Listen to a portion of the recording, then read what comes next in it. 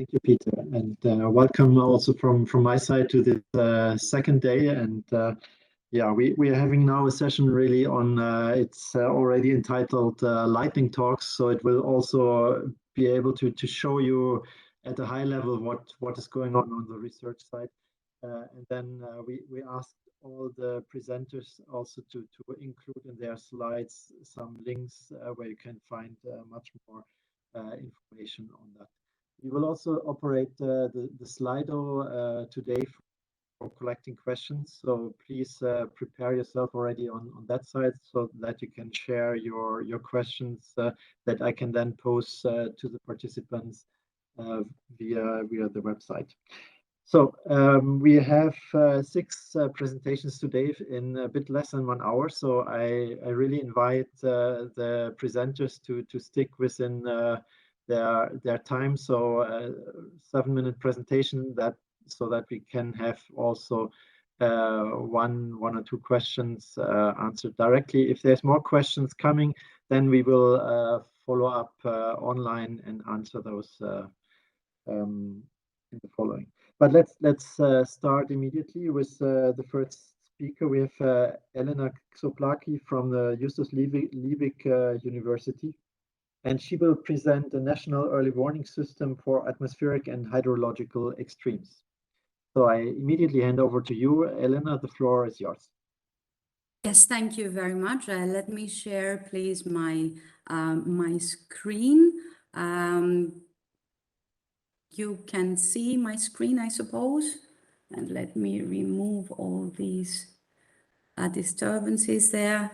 So thank you very much. I'm really grateful to be here in such a great event, and I will take the time to shortly present you the preparation of a national early warning system for atmospheric and hydrological extremes, which is focusing on Germany. This is a sub-project and a part of the larger project Data and Artificial Intelligence Supported Early Warning System that aims at strengthening the resilience of the German economy in future crisis situations by using new digital technologies. It is actually an innovation project which is funded by the Federal Ministry for Economic Affairs and Climate Action. The modular early warning system aspires at developing a flexible management tool that prepares and supports business, politics, and society for crisis situations. And crises like those we have been experiencing the last years, that is epidemics and pandemics, but also climate-related disasters and weather extremes that we see happening with increasing frequency, duration, and severity. The application country, Germany, has suffered in summer 2021 unprecedented floods with a great impact on human lives and property, and only a couple of months ago, in spring and summer 2022, severe heat and droughts that caused shipping disruptions along the Rhine. And these disruptions further added to the current pressures on European economies. The early warning system is based on an innovative approach of artificial intelligence models to bridge and combine a smart and unique collection of subject-specific data to achieve safe, reliable, and transparent results. By using different data sources and AI, new models and methods are developed, and their findings and forecasts will be bundled in the form of this early warning system. The modular design allows further integration of other specific data sources and thus application in other and different situations. The early warning system is structured with 3 interconnected pillars: the data management, the analysis platform, and the dashboard and interfaces.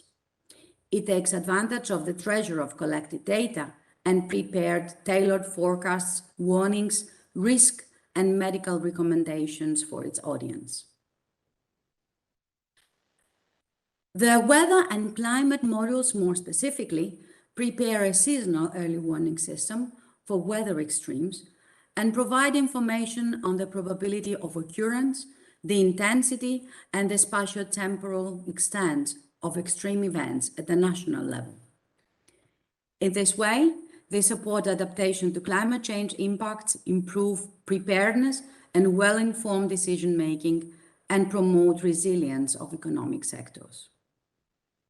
We make use of the full range of seasonal forecasts available at the Copernicus Climate Change Service, together with highly resolved gridded observations from the European Flood Awareness System and the German Climate Data Center, and prepare physically appropriate high-resolution seasonal forecast ensembles. The detection of the extreme events that are of importance for the economy and society are based on the new ensembles. We focus on heat waves, windstorms, but also on droughts and floods, and we prepare seasonal warnings and inform about the event's characteristics. For the detection and warnings of floods, we use the spatially resolved hydrological model LISFLOOD of the Commission's Joint Research Center. The model is newly calibrated at the 1 arc-minute resolution, and we further prepare it especially for Germany and the cross-border river catchments. We perturb its parameters and better assess uncertainty. We do follow the European Flood Awareness System approach, but we introduce an appropriately prepared, highly resolved, large ensemble of seasonal forecasts and enhance the prediction system, and thus we enhance the detection of floods with artificial intelligence models. The weather and climate modules are further tested for health and agricultural applications, considering suitability of habitats for vectors of tropical and subtropical diseases, as well as ticks, and compound events and their impacts, respectively. Another step ahead is the preparation of the modules and the early warning system for their applicability over the whole European area. With our work, we could support and add to the Copernicus Emergency Service with early warning for floods, with a further developed LISFLOOD model over Germany, the use of this newly large ensemble of seasonal forecasts, and the enhancement of the prediction system with artificial intelligence models. For drought, we could contribute with new approaches on the detection of the events at the seasonal scale, while to the fires focus, our detection models for heat waves and windstorms can contribute to the long-term forest fire weather. And with that, I would like to thank you very much for your attention, but I would also like to thank EFAS for the great support with LISFLOOD and MedGrids, and would like to invite you to follow our progress of work and upcoming results. Thank you very much. Thank you, Elena. And thank you, first of all, for really perfectly staying within your 7 minutes. So this allows us also then for some questions. I don't see any at the moment in Slido. So on Slido, it's the code CEMS days in case you couldn't find it. I would have a question to you already. Who is the target audience of your system? I saw also at some point you were mentioning medical advice for heat waves probably, or whatever. Is it also really the citizen, or is it more decision makers? The target audience are actually all types of end users. That could be from business, from politics, from decision makers, but also citizens. The early warning system is built in such a way that can provide information to different levels of end users.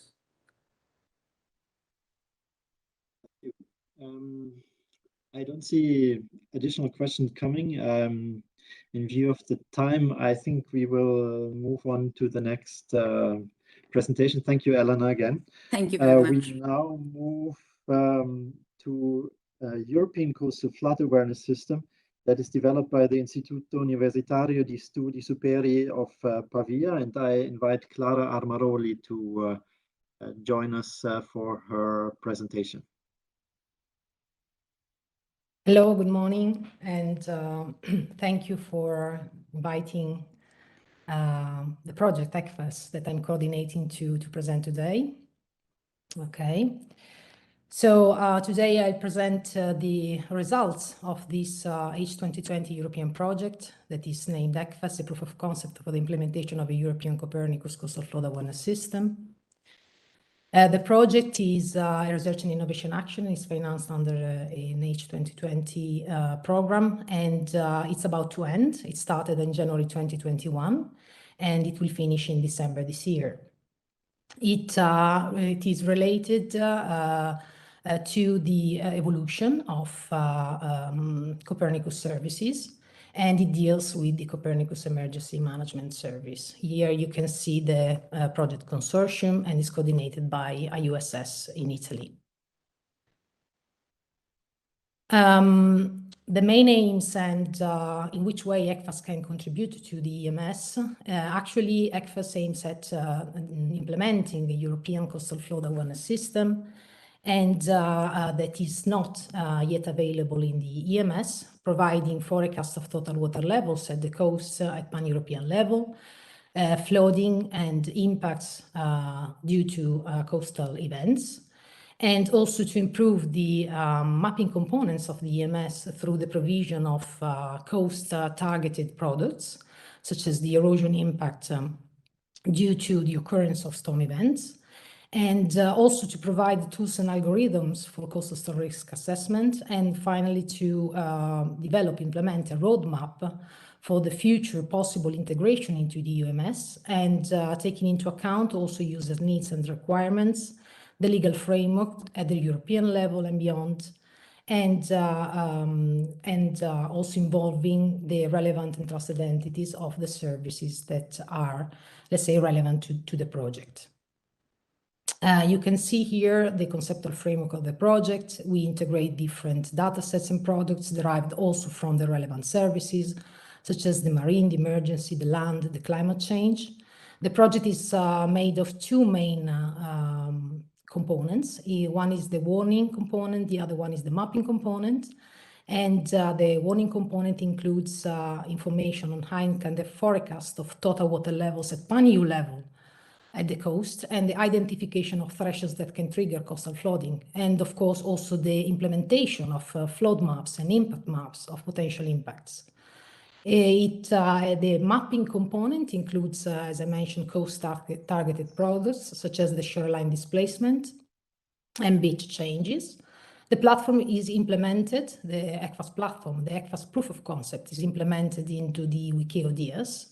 And the project followed a bottom-up approach involving users from the beginning through a co-design, co-development, and co-evaluation procedure. The final outcome will be the roadmap of integration into the EMS. First of all, we had to take into account exposure and vulnerability of European coasts. So we implemented what we call the coastal data sets. That includes different data sets derived also from the relevant services and other sources.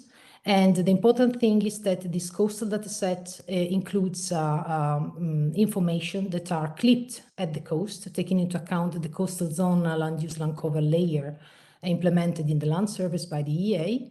And therefore, it could be considered a useful data set for users dealing with coastal issues.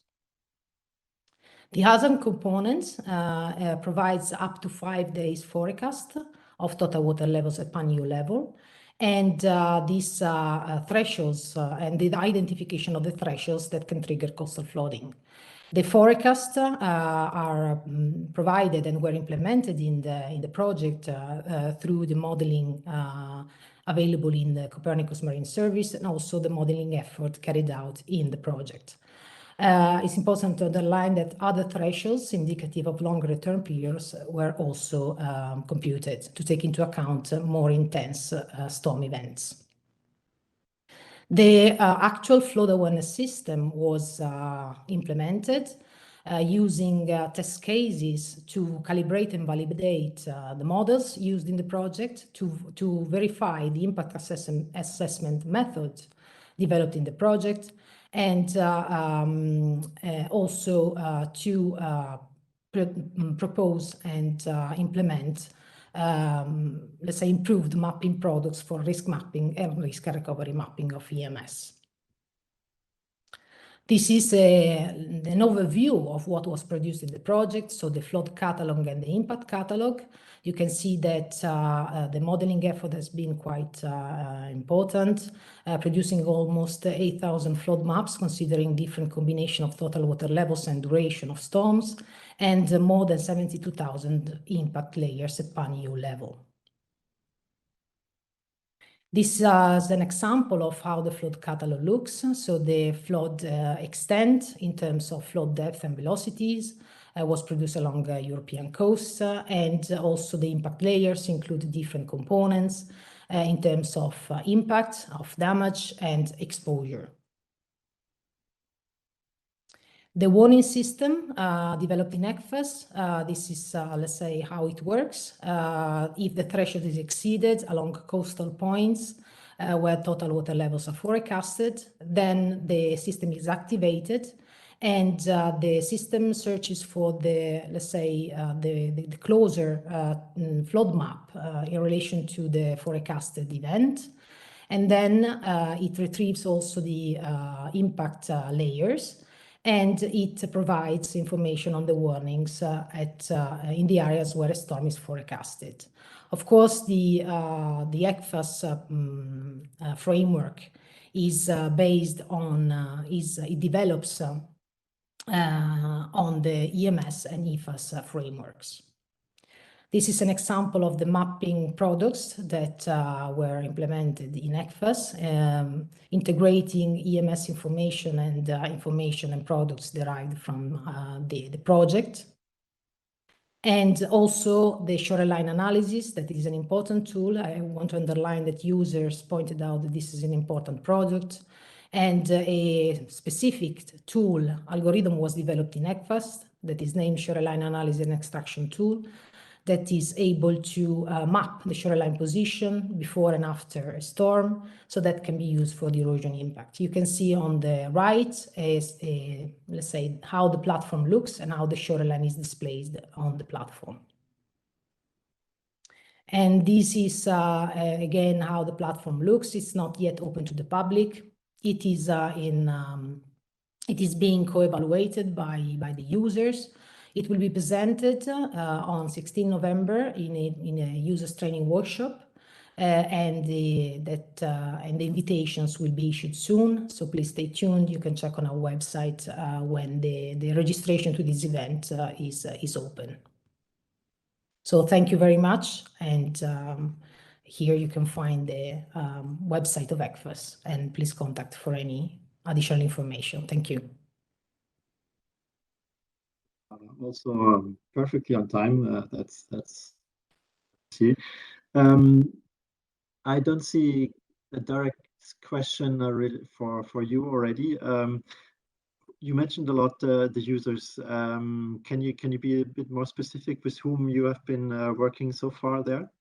Yes, the users were involved through different processes, let's say, an online questionnaire. So we requested the users to compile a questionnaire, to fill in a questionnaire. And we received quite many responses to the questionnaire, and we analyzed, and the questionnaire was to the end users in terms of different institutions, public, private, and let's say more national, but also international, and belonging to different institutions, and at, let's say, at European level, but also international level. So basically the questionnaire was a mean to collect their needs and requirements in terms of an early warning system.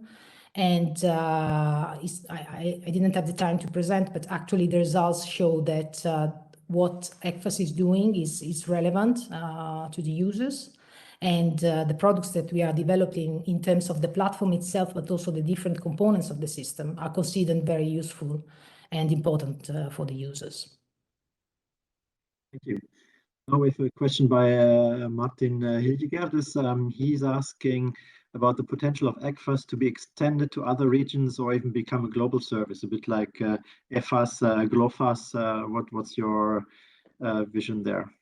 I believe that the way ECFAS is implemented, it can be extended even beyond Europe, given that it is composed of different parts and the different tools can be used and applied in different regions because they are provided together with our results and data sets. Therefore, following our framework and using the tools that we developed, it is possible to implement it also beyond Europe. Okay, thank you. And a very quick additional question before we move on then. It's related to port facilities. Are port facilities in Europe not vulnerable, or why it seemed to be that they were excluded? It's a question of Juan Carlos Villagran. Actually, ports and infrastructures, the main issue related to the ECFAS, let's say, the evaluation of the flooding and so forth is that we had to use pan-European datasets, which means that some information do not have enough resolution to be taken into account. ECFAS, of course, using more detailed and with a higher resolution datasets at the national or local level, it is possible to implement a more detailed modeling and having more detailed information. But anyway, ECFAS can be an important support for let's say local systems, can be used as let's say as a background or supporting information. But of course, there are limitations due to the available data sets at pan-European level. Okay, thank you. I'm afraid we have to move on. Thank you for our presentation again. And we move now to the project CLINT, Climate Intelligence, which will be presented by Enrico Scoccimarro from the Euro-Mediterranean Center on Climate Change. Hello, hi, can you hear me? Yes, we can hear you. Let me share the presentation. Okay. Can you see my screen? Yes, it's coming. Now it's a full screen. Okay, so thank you again for the invitation to be here today with you. I'm gonna present the Climate Intelligence project. I'm here, my name is Enrico Scoccimarro, and I'm here on behalf of the CLINT Consortium that is composed by 15 international partners coming from 9 different European countries. And the main aim of the project is to design new machine learning algorithms that can help us in the elaboration of big climatological data sets across different temperatures. And also we want to improve the climate science in terms of detection, causation, and attribution of extreme events. And also the artificial intelligence framework that we are developing in CLINT will cover the quantification of the extreme event impact on a variety of socioeconomic sectors and across spatial scale from the European level to the local scale, as we will see in a few slides. Finally, we think that these services that we will develop will be operationalized into web processing services and into a demonstrator that will facilitate the uptake of the CLINT result by public and private companies. I mentioned extreme events. What do we mean with extreme events? We are going to consider 3 different kinds of extremes: tropical cyclones, not only along the tropics, but also during the tropical transition phase, extreme droughts, heat waves, and warm night, and also finally compound and concurrent extreme. With compound event, we mean, for instance, warm and relatively wet late winters and dry winters followed by hot summers, and also wet and warm springs. For all of these different kind of climate extreme, we are going to try to find and to improve the algorithm that we have through artificial intelligence for 3 different topics that are detection, causation, and attribution. We are going to touch different spatial scale and temporal scale.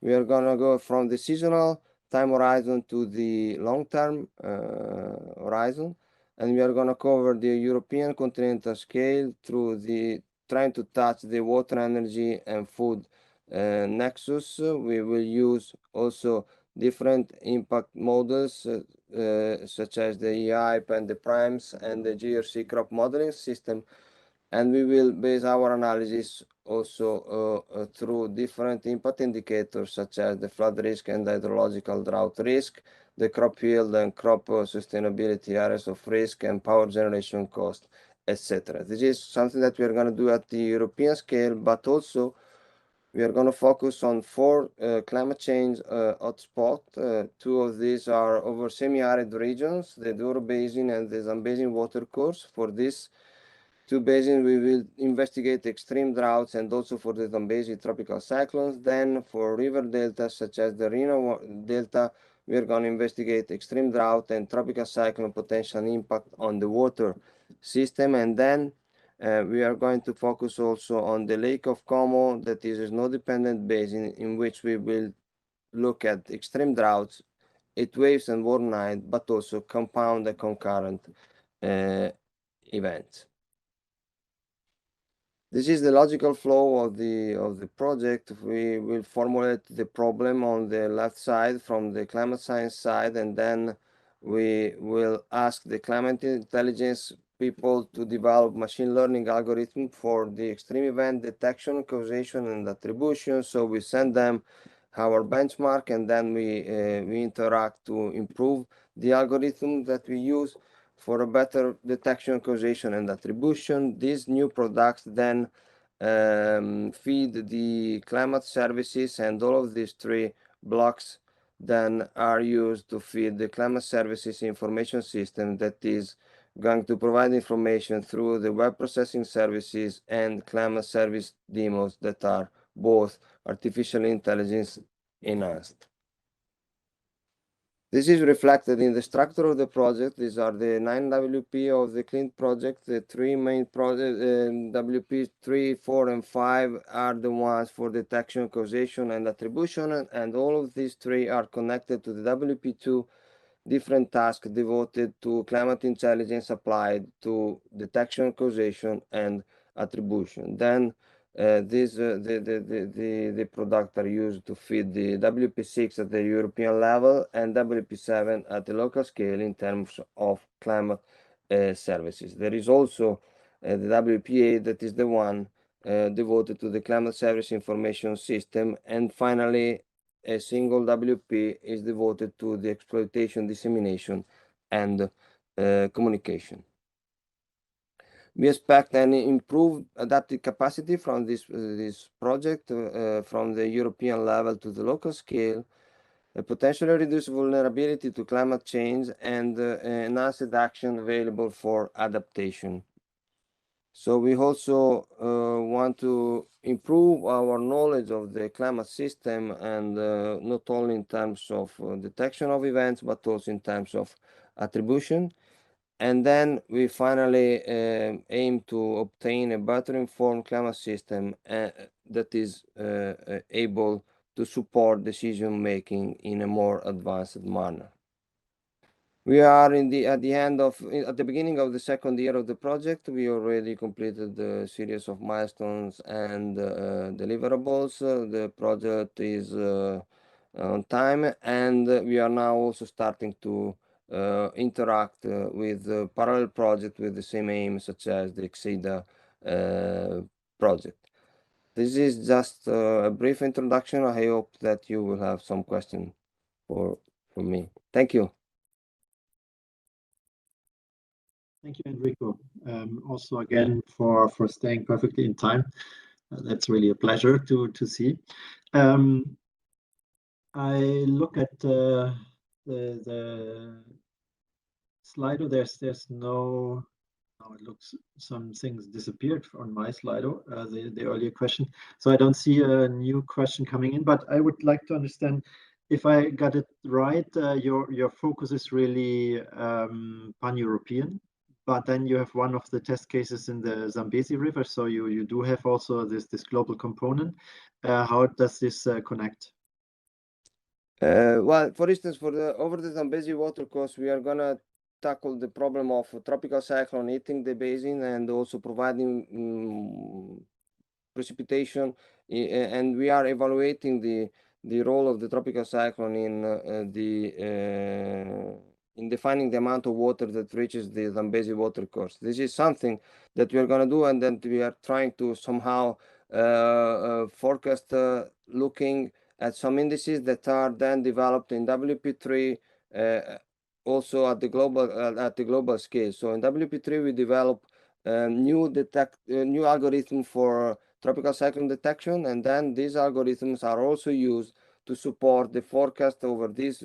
I'm just giving an example over the Zambezi River in terms of what can we use our new tools to be better informed on the probability to have a huge amount of water associated with tropical cyclones over the Zambezi water course, for instance, at the seasonal at the seasonal time horizon. Okay, thank you. I don't see other questions in Slido at the moment, so in view of the time, I propose we move ahead. Thank you again for our presentation, and I'm looking forward to seeing then the first results, also the application. Thank you again, Enrico. Thank you. Now we're moving to the fire side with the DeepCube project, deep learning for fire danger forecasting. This will be presented by Johannes Paputis from the National Observatory of Athens. Johannes, the floor is yours. Okay, thank you very much. Can you hear me, first of all? Yes. Okay, so thank you very much for the invitation to the workshop. I'm really excited to present you some of the activities that we've been performing in the context of the Horizon 2020 project DeepCube, which focuses on explainable artificial intelligence pipelines for big Copernicus data. And today I will focus mainly on one of the use cases that we have, which is about fire danger forecasting using deep learning. But we have several use cases in the project that I would like to refer to start with. So we have a use case which is on drought impact forecasting in Africa, and we try to generate downscale products at Sentinel-2 resolution level.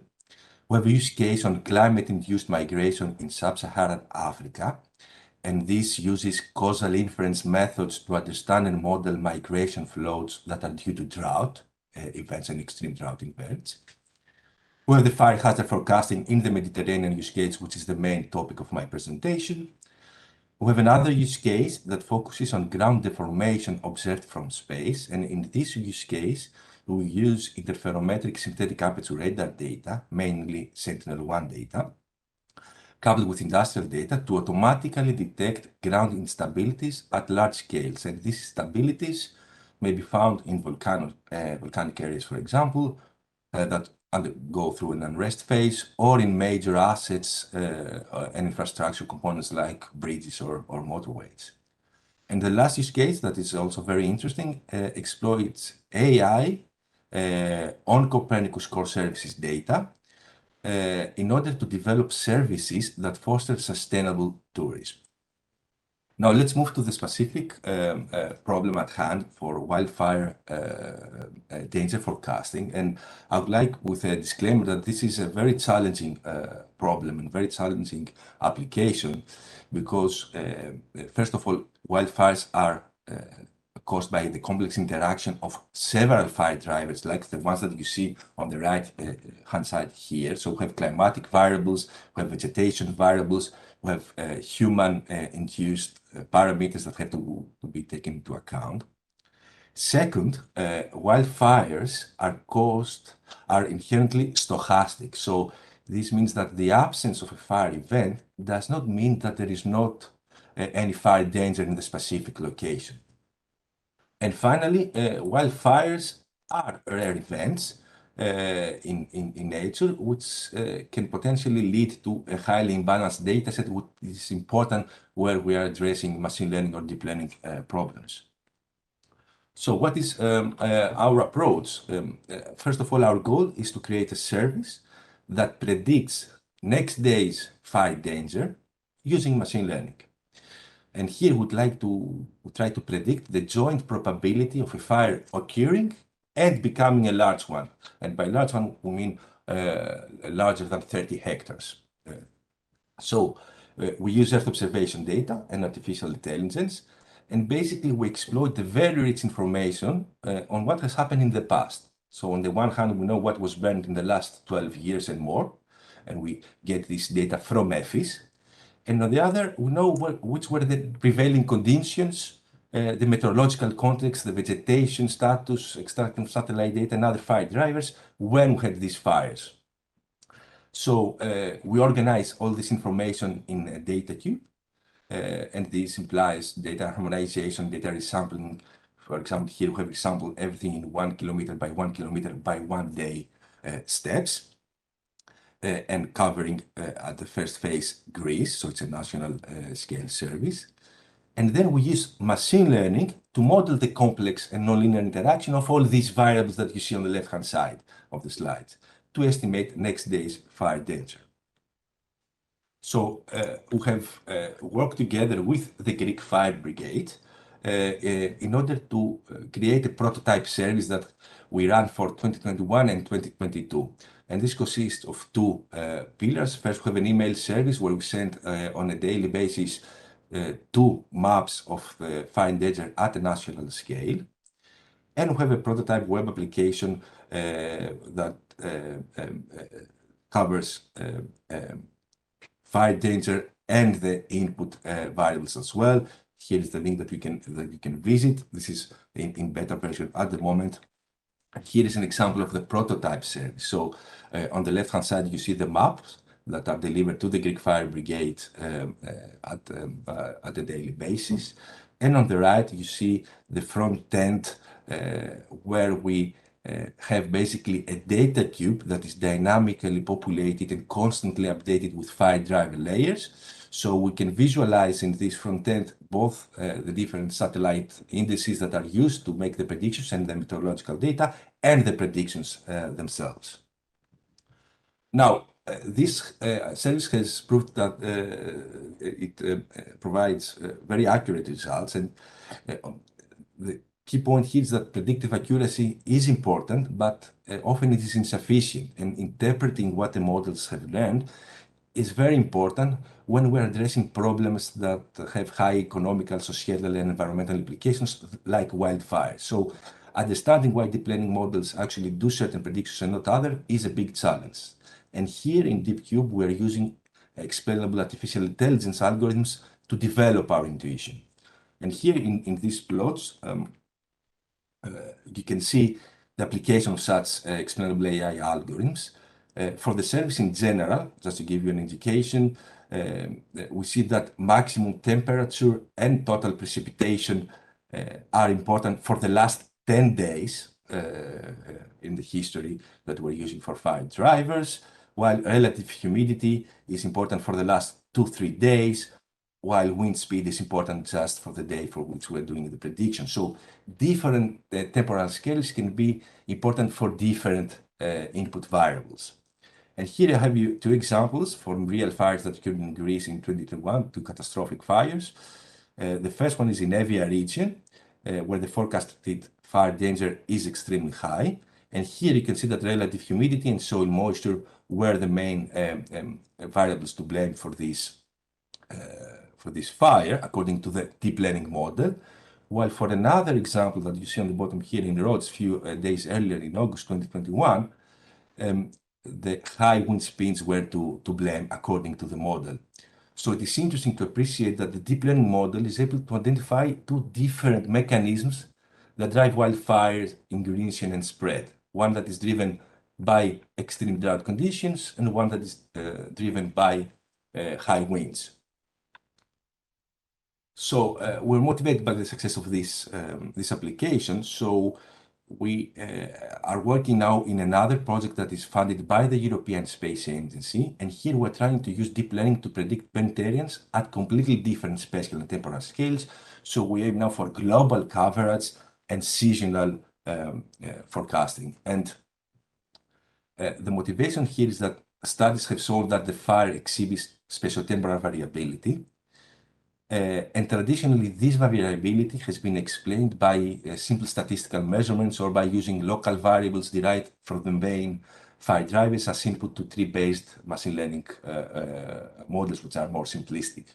And we argue in this project that these approaches ignore the fact that the different areas of the world are part of one spatiotemporally interlinked system, the Earth system. And just to give you an example, this has been witnessed in the forest of Siberia, where extreme fire events have been linked to previous year surface moisture conditions and anomalies in the Arctic Oscillation. So in Ceasefire project, we're developing a service that explores and captures these potential spatiotemporal asynchronous links, which we call teleconnections, happening between atmospheric conditions and European fire regimes. And we use graph convolutional networks to model this. And just to provide you with a teaser, we have created a global data cube with all the input fire drivers and variables.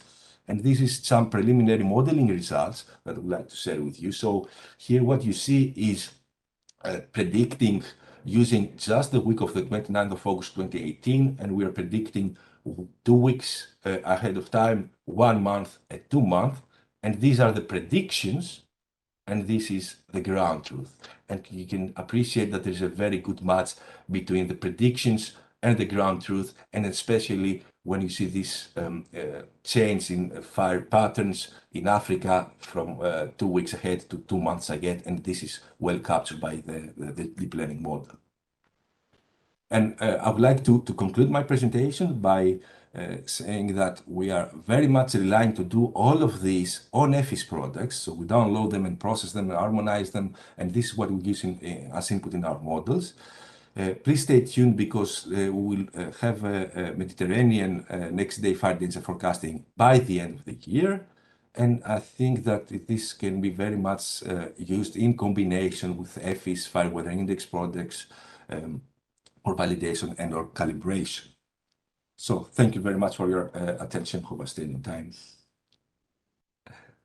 Johannes, well, you run a bit over time, but was interesting. Sorry for that. Sure. Also to see really that you start with Greece, but try to look also really at the global level. I don't see questions here in Slido, so I propose, in view of time, we still have 2 presentations to go. We move ahead already to the next project, where we have Stephen Quindillan from CERTIT presenting the Centaur project.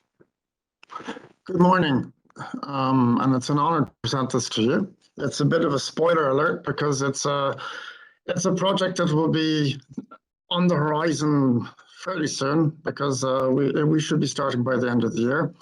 It will involve work that will hopefully beneficially affect the Copernicus security and emergency services. Can you see the slides? Yes. Perfect. Okay, great. Thank you. The full name of this project is the Copernicus Enhanced Tools for Anticipative Response to Climate Change. And we'll, as I said, we'll be working on and hopefully affecting positively the emergency and security domains. It's a bit of a mouthful. The idea here is that, well, climate change is the driver behind a lot of our activity, unfortunately. The number of disasters are increasing dramatically, and in particular, floods. Major floods have doubled basically in the last 20 years. So we're concentrating in the emergency domain on filling gaps in the CopernicusEMS service in the flood domain, most specifically the urban floods, because it's a bit of a gap there. Climate change, that's also a driver for, unfortunately as well, in the security domain. It aggravates security issues everywhere. People living in conflict zones are particularly vulnerable to climate change. And climate change creates also tensions that can also lead to violent conflicts. It's a nasty cycle. And this can lead to, of course, people migrating, people, of course, not being well in their own parts of the world. And we're trying to look into this a bit through improving the situational awareness and preparedness with in a multi-dimensional complex crisis. We're going to try and improve those.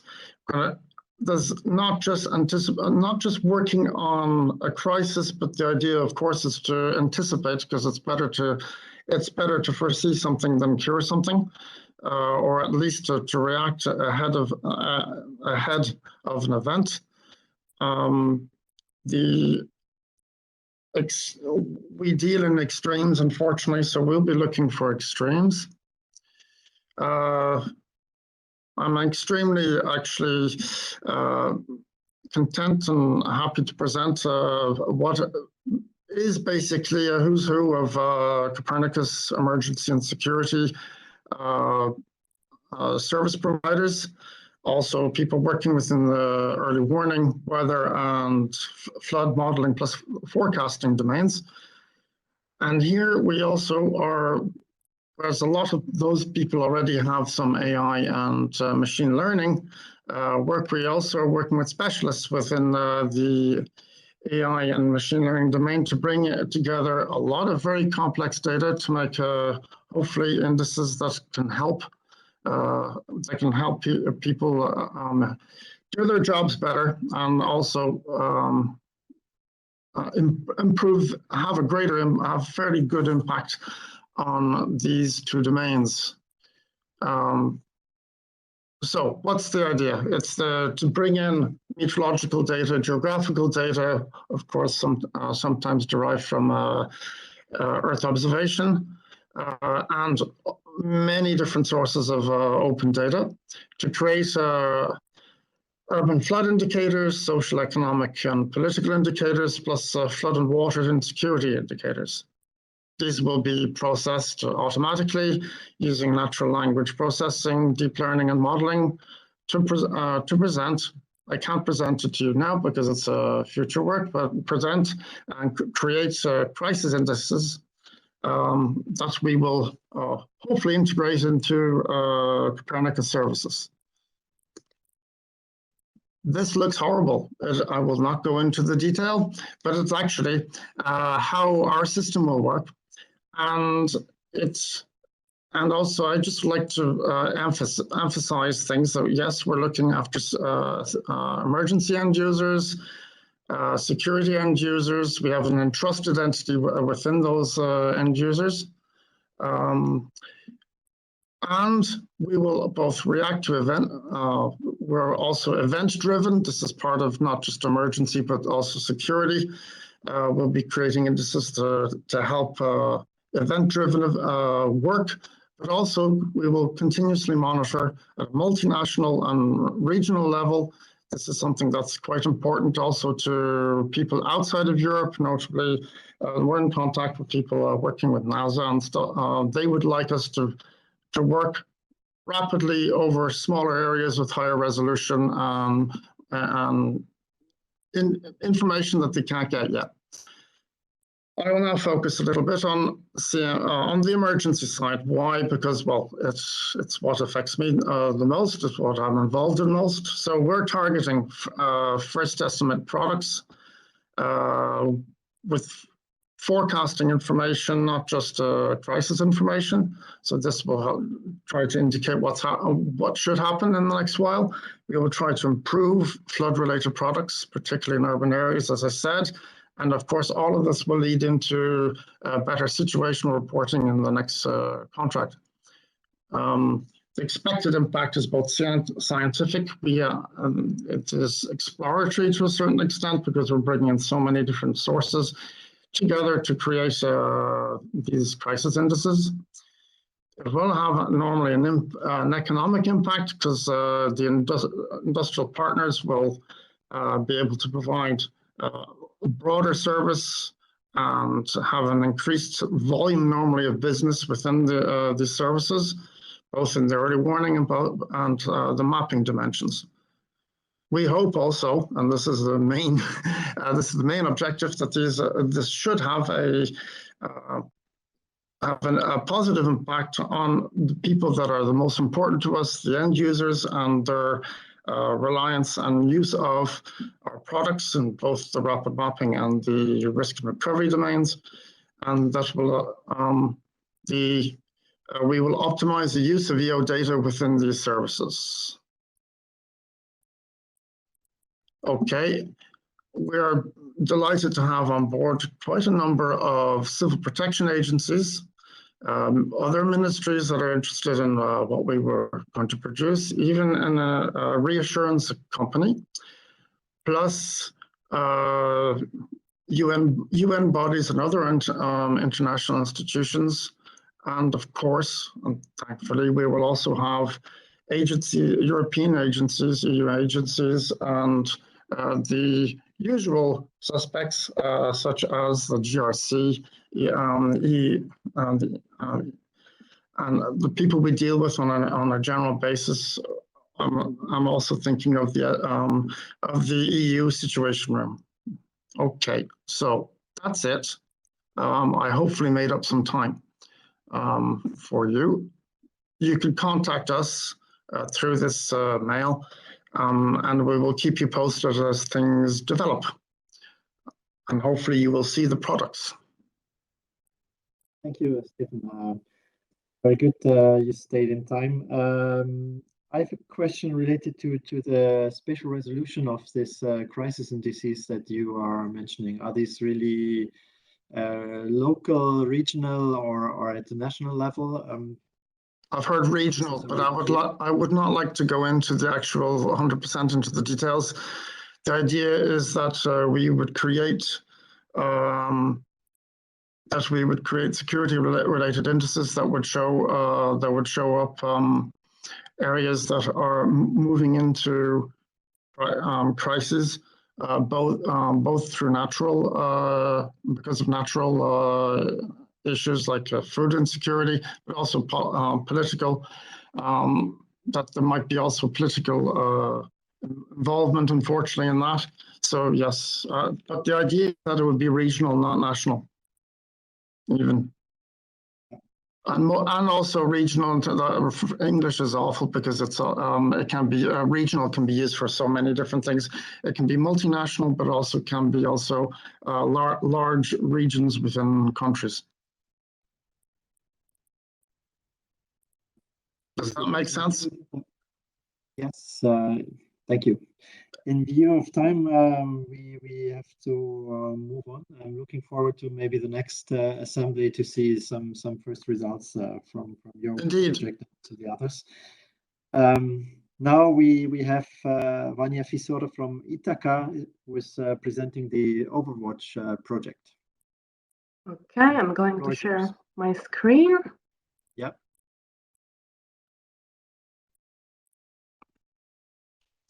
Can you see it? Yes. Okay. So good morning. I'm Vanina Fisora. I work at Ithaca. We are, as you probably know, one of the production sites in the rapid mapping consortium. I'm going to present you OverWatch. OverWatch is sorry, I'm not able to. Okay, OverWatch is a new SPA project. Founded under the first EU-SPA Horizon Europe call under the topic EGNSS applications for safety and crisis management. And it aims at the development of an integrated holographic management map for safety and crisis events that is completely, we hope, based on the user feedbacks and requirements that we are going to collect in the very early months of the project. And for this reason, we also recently participated in the EU-SPA user consultation platform that have took place in Prague during the European Space Week 2 weeks ago. The project is not yet started, so we are at the very beginning. It will start next month. The consortium is made by 10 partners coming from 5 European countries. And we are equally distributed in terms of industrial partners. We have 5 partners from industrial sector and 5 research and technology organizations. So which is the aim of the project? OverWatch aims at implementing a crisis management system for specific natural events like fires and floods. And it will be powered by both Copernicus data and EEG-NSS-based solutions, namely HAS and HOSMA, so the 2 new Galileo services that will be soon available. The system will make extensive use of AI techniques to extrapolate added value from Earth observation data and drones acquisitions that will be used during the emergency event. And all the acquired data will be stored in a management backend platform together with a geodata repository that will be directly linked with an innovative and immersive holographic augmented reality user interface that will provide a 3-dimensional crisis scenario map that will be constantly updated with detailed information about the terrain and the operations during the emergency events, and that will help the decision maker in the field, so the first responders, namely National Civil Protection, for example, or fire fighters, to take the decision, shortening the timing between the identification of the event and the decision-making part. So the system will be portable, lightweight, ergonomic, and will be installed very quickly. The system will be made of 3 mapping subsystems components to be developed along the project lifetime. The first one is devoted to Earth observation mapping subsystem. The second one is the one related to the use of the drones that will map the event. And the third one is the one related to the development of the augmented reality holographic disaster mapping system. And they will be developed along 4 different technological models. The first one is related to the mapping of the terrain through Earth observation data and drone acquisitions that will provide, of course, information about the terrain, operations, delimitation of the event, and its evolution over time.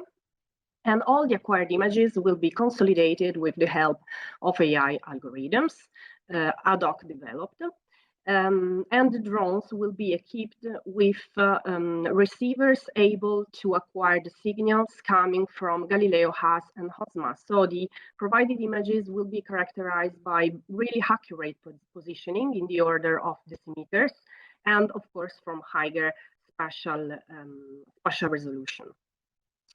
The second technological module will be devoted to the development of the backend management platform with the geodata repository that will be in charge of the storing of all the acquired geospatial data, treating all the life cycle of the processing data from data ingestion, harmonization, standardization, and processing. And all this data will be then linked and shared with the augmented or reality holographic map that will allow the user to have access to all the relevant information and decision support tools in order to take the decision. The user interface will be an holographic, so 3-dimensional geospatial representation of the operation and the locations. The last technological module will be devoted to the development of a secondary emergency communication network in order to guarantee uninterrupted communications during the operation. So there will be a drone mothership that will act as an hotspot, and we guarantee communications between the mapping drones that will acquire images over the event and the control station on the ground. And this is of extreme importance, we know, because during emergency events, sometimes the natural disaster can affect the communication infrastructures. So we will have three mapping levels. The first one based on already existing cartographic resources and will be provided as an immediate response to the disaster event, showing a three-dimensional model of the area.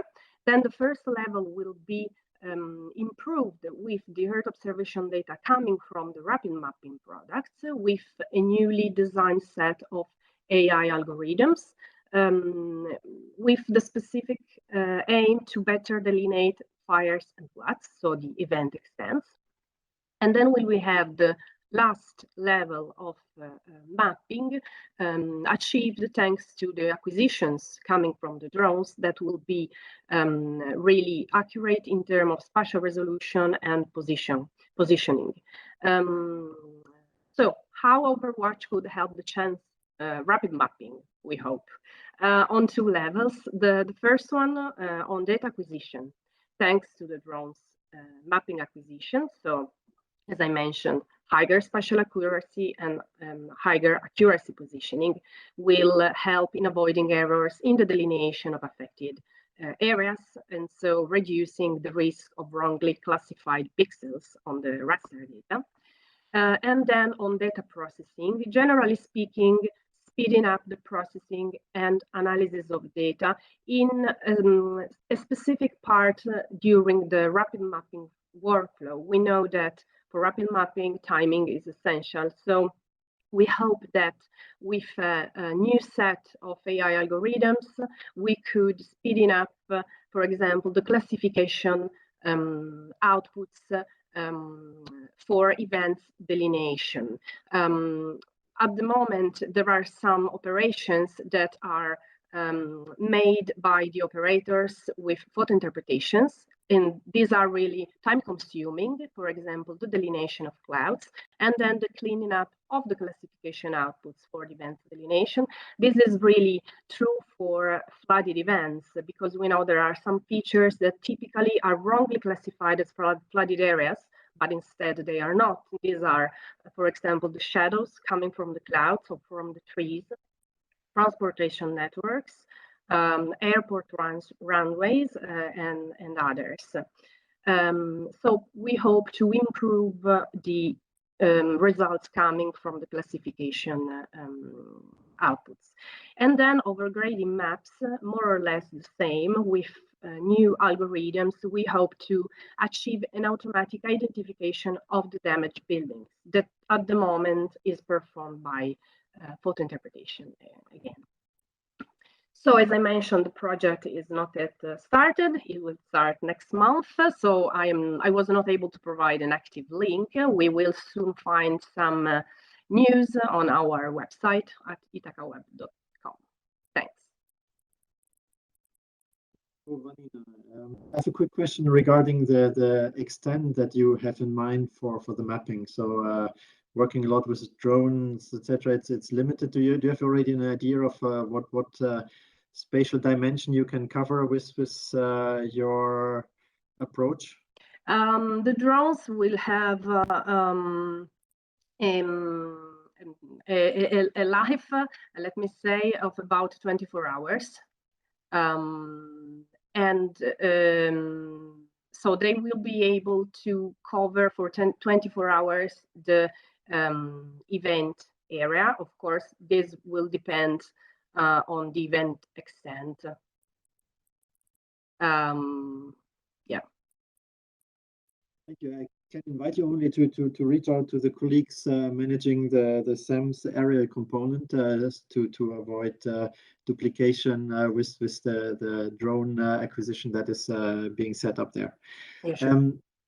In view of time, I think we have to stop here now, and I thank all the presenters to stay in time, and we move to the next session, and I hand over either to Andrea Torretti or maybe to Peter Salomon. Thank you again for all of you for presenting here.